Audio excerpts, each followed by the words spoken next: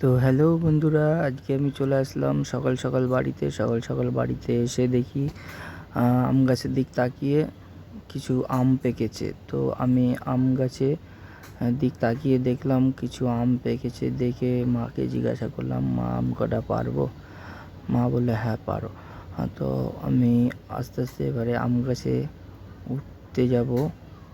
তখন দেখো যে আমগুলো দেখাচ্ছি তোমাদের। আমগুলো দেখো যে উপরে আমগুলো ঝুলছে।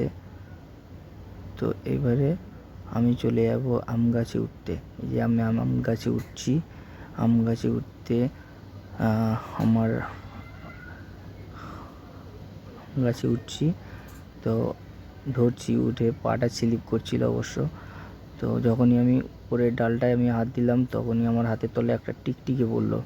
টিকটিকিটা নিচে পড়ে গেল। আমি আবার হাত দিয়ে উঠলাম উপরে উঠতে উঠতে এবারে দেখি কিছু আম আছে।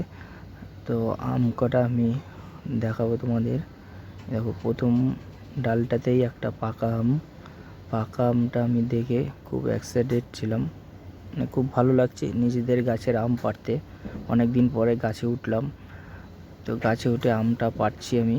এই যে পাতাগুলো সরাচ্ছি, যে এই যে পাকা আমটা, এই যে প্রথম আমটাই হচ্ছে পুরো হাতের ধারেই ছিল। তো আমি পাকা আমটা ভাঙবো, ভেঙে নিচে ফেলবো। এই যে আমটা, এই যে দেখে নাও বন্ধুরা, আমটা এই যে আমি নিচে ফেললাম। এই যে নিচে ফেললাম। এবারে আরও কয়েকটা আম আছে, তো আমি সেগুলোও নেব এবং পারবো। দেখো, দেখতে থাকো।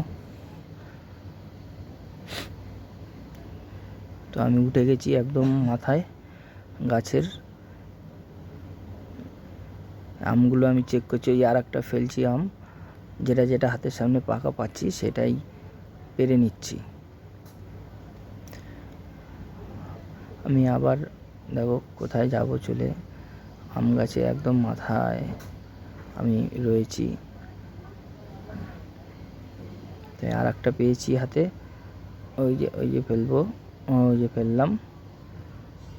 এই আমটা, একটা আম আবার পাঁচিলে পড়েছিল, ফেটে গেছে একটা আম। দেখো আরও বেশ কয়েকটা সুন্দর পাকা পাকা গাছ পাকা আম, খেতে ভীষণ দারুণ লাগে।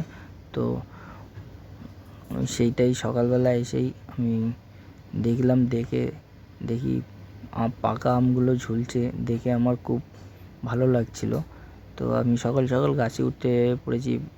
গাছে আমি অ্যাকচুয়ালি গাছটা অতটা বড় নয় যে উঠতে পারবো না।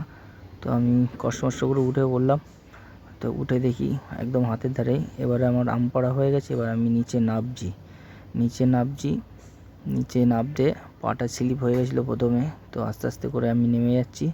এবারে দেখো, তোমাকে আমি কয়েকটা আম পেড়েছি সেগুলো দেখাচ্ছি। তো অবশ্যই দেখো, ভালো লাগবে। এই যে আম কটা